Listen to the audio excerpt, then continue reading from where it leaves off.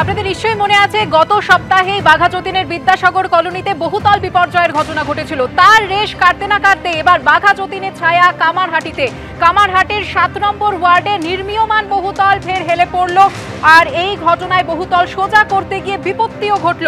বিস্তারিত জানতে কথা বলে নেব আমাদের প্রতিনিধি সমীরণ পালের সঙ্গে। সমীরণ, সুবর্ণা, যে ঘটনাটি বাঘাযতীনে ঘটেছিল, অর্থাৎ নির্মীয়মান বহুতল সেই বহুতল হেলে পড়া এবং তারপরে একটি বেসরকারি সংস্থাকে দিয়ে সেটিকে সোজা করার প্রক্রিয়া চলছিল এবং তা থেকে বিপত্তি, ঠিক একই ঘটনা কামারহাটি পুরসভার 7 নম্বর ওয়ার্ডের ধবিয়া বাগান এলাকায়। সেখানে একটি G+4 নির্মীয়মান বহুতল সেটা হেলে গেছিল এবং সেটাকে সোজা করার প্রক্রিয়া চলছিল এবং খবর পেয়ে গতকাল কামারহাটি পুরসভার তৃণমূলের পুরপ্রধান গোপাল শাহজাহান এবং বেলগড়িয়ার এসিপি এবং কামারহাটি থানার পুলিশ ঘটনাস্থলে পৌঁছয় এবং কাজ বন্ধ করে দেয় এবং ঘটনায় যে বড়টার বহুতলটি নির্মাণ করছিলেন তার পলাতক ঘটনার পর থেকে এবং পুরসভার তরফ থেকে বলা হচ্ছে যে এই যে বহুতলটি তৈরি হচ্ছিল পুকুর ভরাট করে, সেই বহুতলটি তৈরির ব্যাপারে বারবার পুরসভার পক্ষ থেকে প্রমোটারকে নিষেধ করা হয়েছিল, কিন্তু প্রমোটারের তরফ থেকে কোনো উদ্যোগ নেওয়া হয়নি।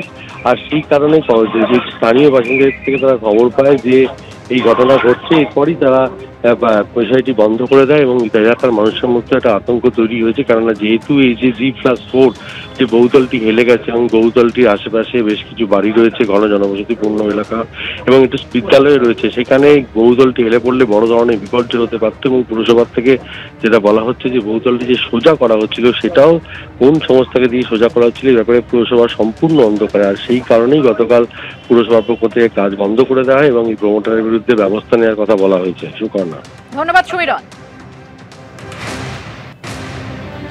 বাঘাযতীনের ছায়া এবার কামারহাটিতে ফের হেলে পড়ল নির্মীয়মান বহুতল। কামারহাটির 7 নম্বর ওয়ার্ডে হেলে পড়ল নির্মীয়মান বহুতল। হেলে পড়া বহুতল সোজা করতে গিয়ে বিপত্তি। খবর পেয়ে পুরসভার কর্মীরা গিয়ে কাজ বন্ধ করেন। পুকুর ভরাট করে বহুতল, এমনটাই অভিযোগ স্থানীয়দের। আর ঘটনার পর থেকেই পলাতক প্রমোটার। গত সপ্তাহে বাঘাযতীনের বিদ্যাসাগর কলোনিতে বহুতল বিপর্যয়ের ঘটনা ঘটেছিল, যেখানে অভিযোগ উঠেছিল যে স্যাংশন ছিল 3 তলা, কিন্তু সেই অনুমতিকে তোয়াক্কা না করে 4 তলা বিল্ডিং তৈরি করা হয়েছিল। তারপরে এই বিপত্তি ঘটে, বহুতল হেলে পড়ে। সেই বাঘাযতীনের ছায়াই এবার দেখা গেল কামারহাটিতে।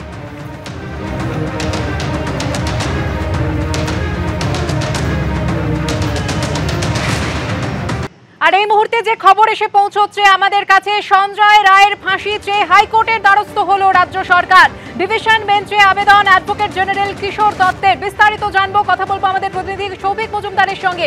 সৌভিক, দেখো, ইতিমধ্যে বিচারপতি দেবাংশু বসাকে ডিভিশন বেঞ্চে দৃষ্টি আকর্ষণ করা হয়েছে এবং রাজ্যের অ্যাডভোকেট জেনারেল, যিনি রাজ্যের মুখ্য আইনি উপদেষ্টা এবং পরামর্শদাতা, তিনি মাননীয় বিচারপতিদের দৃষ্টি আকর্ষণ করেছেন এবং তারা বলছেন যে তারা নিম্ন আদালত বা ট্রায়াল কোর্টের তরফ থেকে গতকাল যে রায় দেওয়া হয়েছে সেই রায়কে তারা চ্যালেঞ্জ জানাচ্ছে এবং তারা সর্বোচ্চ শাস্তির জন্য আবেদন জানাচ্ছে, অর্থাৎ ফাঁসির সাজার জন্য তারা আবেদন করছেন। ফলে সমস্তটা শুনবার পরে মাননীয় বিচারপতি দেবাংশু বসাক তিনি কিন্তু এই মামলা দায়ের করার জন্য অনুমতি দিয়েছেন এবং এই মামলা দায়েরের যে প্রক্রিয়া রয়েছে সেই প্রক্রিয়া সম্পন্ন হলে তারপরেই কিন্তু এই মামলার বিচার পর্ব কলকাতা হাইকোর্টে শুরু হবে। তুমি জানো যে গতকালই শিয়ালদহ কোর্টের তরফ থেকে মাননীয় বিচারক অনির্বাণ দাস তিনি কিন্তু সঞ্জয় রায়ের আমৃত্যু কারাবাসের নির্দেশ দিয়েছিলেন এবং সেই নির্দেশের পরে মাননীয় মুখ্যমন্ত্রী তিনি কিন্তু এই নির্দেশ নিয়ে তার যে মতামত ছিল সেই মতামত তিনি ব্যক্ত করেছিলেন এবং তিনি বলেছিলেন যে সরকার চায় যে এই ধরনের অপরাধের ক্ষেত্রে কি শাস্তি হওয়া উচিত, কঠোর শাস্তি হওয়া উচিত, সেটাই কিন্তু সরকারের অবস্থান বা সরকারের স্ট্যান্ড। ফলে তো সেক্ষেত্রে সরকারের তরফ থেকে যে তারা হাইকোর্টের দ্বারস্থ হচ্ছে সর্বোচ্চ আবেদনকে, সেটা কার্যত গতকালই স্পষ্ট হয়ে গিয়েছিল এবং তারপরে আজকে সকালেই যখন কলকাতা হাইকোর্টের কার্যকালের যে নির্ধারিত সময়সীমা রয়েছে সেটা শুরু হয়, তখন রাজ্যের অ্যাডভোকেট জেনারেল তিনি কিন্তু কলকাতা হাইকোর্টের মাননীয় বিচারপতি দেবাংশু বসাকে দৃষ্টি আকর্ষণ করেন এবং ইতিমধ্যে মামলার দায়েরের যে অনুমতি সেই অনুমতিও কলকাতা হাইকোর্টের তরফ থেকে দেওয়া হয়েছে। ফলে পরবর্তী পর্যায়ে এই গোটা প্রক্রিয়াটা এগোলে তারপরে রাজ্যের যে আবেদন সেই আবেদনের প্রেক্ষিতে বিচার প্রক্রিয়া শুরু হবে। সুকন্যা, ধন্যবাদ সৌভিক।